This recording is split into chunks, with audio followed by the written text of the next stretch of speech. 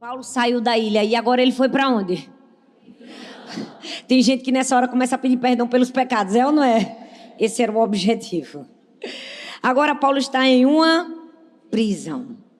E não é mais aquele Paulo cheio de vida que subiu num cavalo querendo matar todos. Agora Paulo está morrendo, sozinho, debilitado, em sua velhice. E na prisão ele experimenta outros tipos de sofrimento que não experimentou nem na tempestade, nem na ilha. Agora Paulo vai experimentar a dor do abandono. A Bíblia diz em 2 Timóteo capítulo 4, versículo do 9 ao 10. Procure vir logo ao meu encontro, pois Demas, amando este mundo, abandonou-me, foi para Tessalônica. Eu quero que você guarde esse nome, Demas. Fala comigo, Demas. A palavra Demas aparece 3 vezes nas Escrituras. Demas, meu companheiro. Demas me abandonou. Percebe que todo mundo tem um Demas na vida? Demas, meu amigo fiel. Demas, já não tenho mais tanta certeza sobre Demas. Demas me abandonou. O texto diz que Paulo foi abandonado por Demas. E eu não sei se você sabe, mas ser abandonado não é simplesmente ser deixado por alguém, é ser deixado em estado de necessidade. Agora ele estava em uma prisão fria e úmida, posto para morrer, com o mínimo necessário para a sobrevivência, e ele é abandonado. Esse Demas aqui simboliza muitas pessoas que já entraram na nossa vida. Pessoas que nós investimos, acreditamos, discipulamos, treinamos, amamos, demos a nossa vida e no momento que a gente mais precisou, foi embora. Paulo tinha um Demas e eu e você talvez também temos um Demas, mas eu amo que Paulo nos ensinou o que fazer quando os Demas forem embora. Ele disse assim: Demas me abandonou, mas o Senhor permaneceu ao meu lado e me deu forças. Quando Demas foi embora da sua vida, pare de olhar para o Demas que foi embora e comece a perceber a presença de Deus que nunca se foi, que sempre permaneceu. Sabe qual é o nosso problema? Às vezes a gente foca tanto no Demas que foi embora. Demas me abandonou. Paulo disse assim: Demas me abandonou, mas o Senhor permaneceu ao meu lado e me deu forças.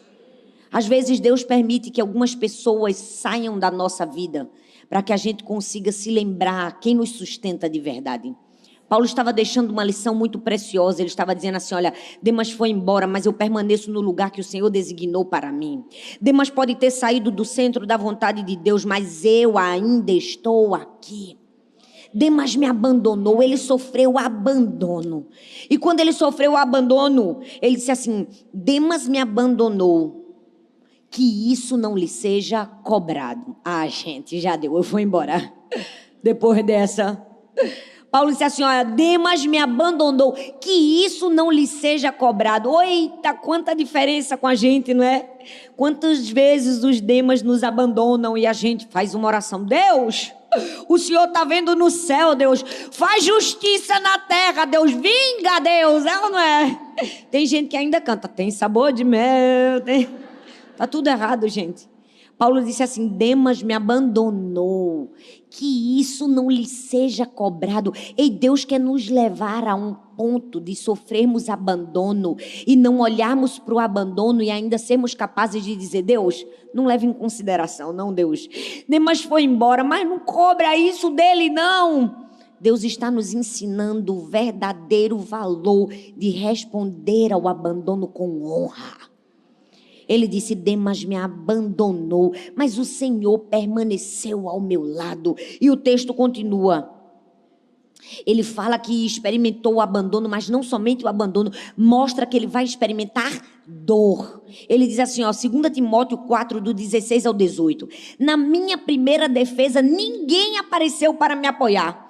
Todos me abandonaram, que isso não lhe seja cobrado. Por quê? Porque o Senhor permaneceu ao meu lado e me deu forças para que por meio de mim a mensagem fosse amplamente proclamada aos gentios. E todos os gentios soubessem, eu fui libertado da boca do leão. O Senhor me livrará de toda obra maligna e me porá a salvo no seu reino celestial. Perceba que Paulo disse assim: eu fui libertado, eu não fui livrado. Há uma diferença entre ser libertado e ser livrado. Libertado, Deus permite que você entre na boca do leão, mas te tira de lá de dentro com vida. Muitas pessoas só querem ser livradas por Deus, não é verdade? Só querem ser livradas, não querem entrar na boca do leão. Mas o texto diz que Paulo foi libertado. Ele entrou na boca do leão, mas o Senhor o arrancou de lá com vida.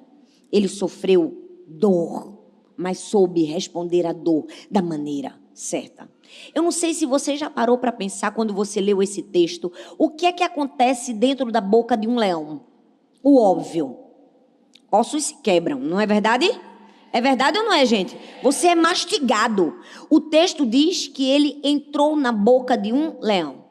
A ciência diz, e não sou eu que estou dizendo, é a ciência, apesar de que eu tenho muita experiência, porque eu já tive 4 filhas, mas a ciência diz que uma mulher, quando ela está grávida e vai dar à luz ao seu filho, ela sente dores como de ossos se quebrando.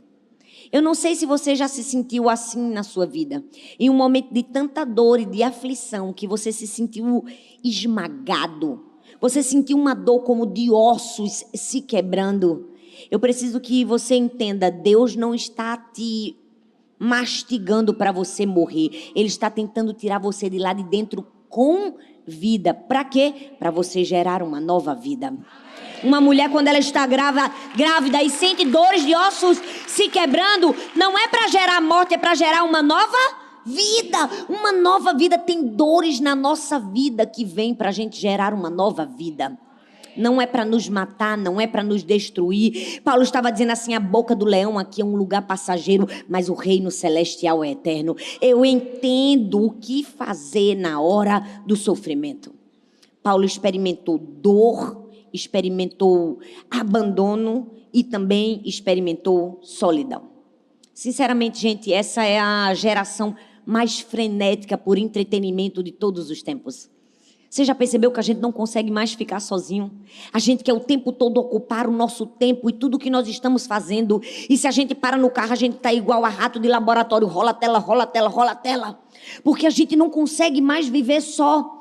A gente perdeu a importância de entendermos a solitude. Mas eu preciso te dizer, Paulo enfrentou aqui uma solidão, não essa solidão que nós precisamos, mas uma solidão imposta. Agora ele estava sozinho em uma prisão fria e úmida. Depois de ter ajudado a tantas pessoas, ele se via só. Eu me lembro que quando eu era estudante, há muito tempo atrás, não parece muito, mas quando eu entrei no seminário, eu tinha um professor que gostava muito de um autor que pregava no texto de João. Aquele texto que diz, se o grão de trigo ao cair na terra não morrer, fica ele só. Mas se morrer, dá muito fruto. Eu mesmo nunca vi uma semente, quando você abre um buraco na terra, ela gritar, eu não quero ficar aqui sozinha. Porque ela entende que estar ali, naquele buraco de solidão, é parte do seu processo de frutificar. Às vezes nós vamos experimentar solidão. Deus não está nos enterrando, Deus está nos cultivando, é diferente. Deus está nos cultivando e nos preparando para viver algo maior, algo além de nós mesmos. Deus está nos preparando para vivermos o nosso propósito. E o texto diz que Paulo experimentou solidão. Ele disse, na minha primeira defesa, ninguém apareceu para me apoiar. Todos me abandonaram. Mas ele diz que isso não lhe seja cobrado. E o texto continua e ele nos ensina o que fazer na solidão. 2 Timóteo capítulo 4, versículo do 11 ao 13 diz assim, só Lucas está comigo. Traga Marcos com você, porque ele me é útil ao ministério. Enviei Tíquico a Éfeso. Quando você vier, traga também a capa que deixei na casa de Carpo, em Troade, e os pergaminhos. Paulo pede 3 coisas, perceba. Primeiro, ele pede pessoas. Ele pede quem? Marcos. Mas eu não sei se você se lembra, nos capítulos anteriores, ele teve um estranhamento com Marcos. Teve ou não teve? Teve. Ele teve uma briguinha com Marcos? Teve. E agora ele está pedindo Marcos no fim da vida? Sim. Sabe o que é isso? É uma lição de Deus para mim e para você. Pessoas ferem, mas pessoas curam. Não desista das pessoas. Não se deixe amargar quando alguém te abandonar, quando alguém te trair, quando alguém te machucar. Ei, pessoas ferem, mas pessoas curam. Paulo está no fim da vida, está morrendo. Ele havia sido machucado, acabado de ser traído por Demas, mas ele não se deixou azedar. Ele diga, traga Marcos com você. Ele ainda me é útil ao ministério. Mas tem muitos de nós, né, que diz assim, comigo só erra uma vez. É ou não é? E onde é que tem isso na Bíblia? Que com você só erra uma vez? Se o Senhor nos ensinou a perdoar 70 vezes 7 ao dia. Tem gente que diz assim, errou comigo, não erra mais. Tem gente que diz, nunca mais vai ter a minha confiança. Ei, nós precisamos ter humildade o suficiente para fazer como Paulo, que mesmo tendo problemas com Marcos, ele disse assim, traga Marcos, ele é útil. Não desista das pessoas. Tem muita gente ruim no mundo, eu preciso te dizer, é duro isso.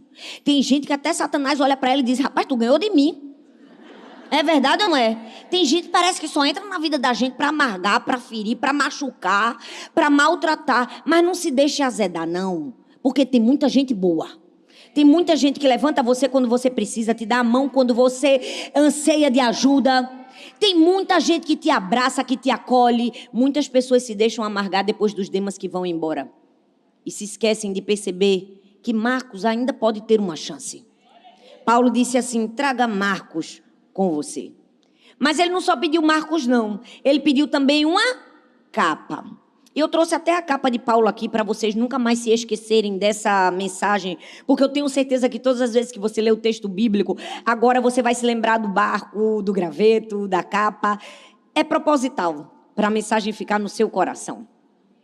Vamos dizer que essa era a capa de Paulo, porque não era, porque no caso eu peguei essa aqui num avião, no Catar, indo da África para os Estados Unidos. Eu sou chique, gente. Me respeita. Mas eu pedi a comissária, não roubei. Porque graças a Deus eu sou crente íntegra. O texto diz que Paulo pede uma capa. Por que será que Paulo pediu uma capa? O óbvio, para não morrer para não ter uma hipotermia. Porque o inverno chegaria e ele estava numa prisão fria e úmida, colocado apenas para morrer. Ele tinha a comida necessária para a subsistência. Eu amo que Paulo não faz uma oração e diz, Deus, vem aqui, Deus, agora, Deus. Faça uma fogueira ao redor de mim, não deixe eu morrer de frio. Ele poderia ter feito isso? Poderia. E Deus mandaria? Mandaria. Mas aquilo que a gente pode fazer, a gente não coloca na conta de Deus, não é? Tem muitas pessoas que deixam de pegar a capa porque querem colocar todos os seus problemas para Deus responder, para Deus resolver e infelizmente não fazem aquilo que precisavam fazer. O óbvio, ele disse assim, ó, traga uma capa. Infelizmente eu atendo muitas pessoas que pensam que seus problemas só podem ser resolvidos com coisas mirabolantes e se esquecem que uma capa resolve. Tem gente que diz, pastora, ore por mim, pastora. Eu me acordo tão desanimada, uma falta de ânimo, uma falta de vontade de viver. Eu já fiz campanha de oração na minha igreja, todo culto eu estou jejuando e orando. Ore e jejue, é extremamente necessário, fundamental para a sua subsistência espiritual. Mas às vezes eu pergunto assim, tu já pegou a capa? Aí a pessoa me responde, como assim? Eu disse, mulher, tu dormiu essa noite? Porque quando a pessoa não dorme, a pessoa fica assim, é verdade ou não é? Quando a pessoa não dorme, a pessoa acorda como? Triste, desanimada, é verdade ou não é? Eu tenho 3 filhos, gente, eu sei o que é ausência de sono. Agora pega 3 crianças, joga na casa da avó, dorme 10 horas seguidas e experimenta ver como você acorda no outro dia. Você acorda feliz, animada, é verdade ou não é? Porque só faltava sono. Tem gente que infelizmente não quer pegar a capa. Muitas pessoas não estão preparadas para ouvir o que eu vou falar, mas eu vou falar porque o microfone está na minha boca e Deus me mandou falar, eu vou falar mesmo. A capa é um símbolo do autocuidado. A capa é Deus dizendo assim, tem coisas na sua vida que você precisa fazer. Pare de colocar tudo na conta de Deus. Paulo disse assim, traga a capa, que senso de responsabilidade. Ele sabia que o inverno ia chegar, ele disse assim, eu preciso de uma capa. Tem gente que espera Deus fazer tudo por ele. Paulo disse, traga uma capa. Tem mulher que diz assim, meu Deus, pastora, meu casamento está por um fiasco. Perdi a conexão com meu marido, a gente está mal. Eu digo, pegou a capa? Porque tem gente que quer fazer 10 campanhas de oração e de jejum, faça, porque é importante, mais uma vez eu digo. Mas não quer pegar a capa, não é?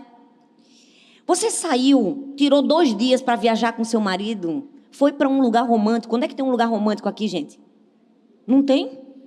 Meu Deus! Vai para Porto de Galinhas, vai para a praia. Experimenta tirar 2 dias com seu marido. Andar na praia de mãos dadas. Olhando nos olhos, olho no olho. Sem celular. Sai com ele para jantar sem celular. Divide sonhos, planos, projetos, porque a gente só divide problemas. É verdade ou não é? Compartilha a vida. Faz o que tem que ser feito, que tu vai ver que a conexão volta. É ou não é? O Wi-Fi volta a funcionar, tu vai ver uma beleza. Mas, infelizmente, muitas pessoas não estão pegando Eu preciso te dizer, em situações de prisão, você precisa fazer alguma coisa. Pegue também uma capa. E, por fim, Paulo vai pedir uma terceira coisa. Ele diz assim, traga também os pergaminhos, que eram as escrituras sagradas. Paulo estava ensinando para mim e para você que na vida a gente pode ter muitas ausências. A única ausência que a gente não pode ter é a ausência da palavra de Deus. Oi, que alegria ter você aqui. Muito obrigada por assistir essa mensagem até o final. Eu tenho certeza que ela abençoou você. Então eu quero te fazer um convite. Você pode deixar um like nesse vídeo, compartilhar com outras pessoas para que elas também sejam abençoadas. E não se esqueça de se inscrever no nosso canal. Essa mensagem é uma série de 5 mensagens e você pode assistir todas as outras. Eu vou deixar aqui nesse quadro as indicações das próximas mensagens para que você seja ainda mais abençoado. Um grande beijo no seu coração e Deus te abençoe.